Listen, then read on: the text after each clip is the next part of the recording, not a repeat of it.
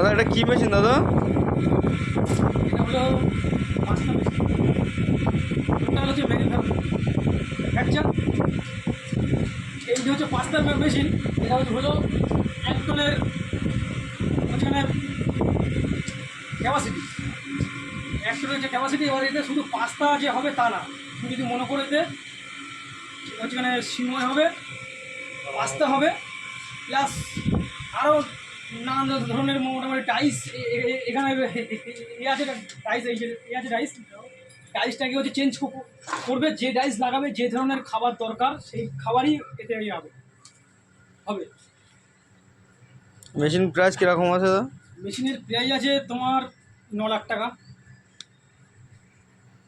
আপনাদের এখানে আর কী কী মেশিন তৈরি হয় দাদা? আমাদের এখানে আরও অন্য আছে, এটা তো আছেই। এটা হচ্ছে এখানে পাস্তা হবে, বললাম একবার, পাস্তা হবে, সিমই হবে, আরও নানান ধরনের ডাইস করে চেঞ্জ, যে ধরনের খাবার চাও সে ধরনের খাবার হবে। প্লাস আরও হচ্ছে এখানে নানান ধরনের মিক্সচার মেশিন, ময়দার হচ্ছে মিক্সচার মেশিন, নিমকি মেশিন, প্লাস হচ্ছে এখানে বড়ো বড়ো মোটামুটি তোমার হচ্ছে বাতাসা মেশিন। যে ধরনের মেশিন আপনার লাগবে বললে মোটামুটি এখানে কোনো মেশিন হয় না যে এরকম কিছু নেই। অর্ডার দেওয়ার কতদিন পরে আপনারা মাল সাপ্লাই দেবেন?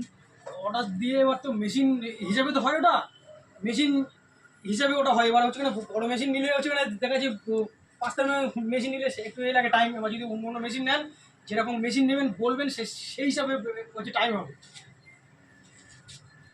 এটা কত কিলো মিক্সচার এটা? এটা হলো হচ্ছে এখানে 500 কিলো। 500 কিলো মিক্সচার সঙ্গে পাস্তা মেশিন। পাঁচটা মেশিন 500 কিলোর হচ্ছে সেট আপ। টোটাল মোটামুটি হচ্ছে এখানে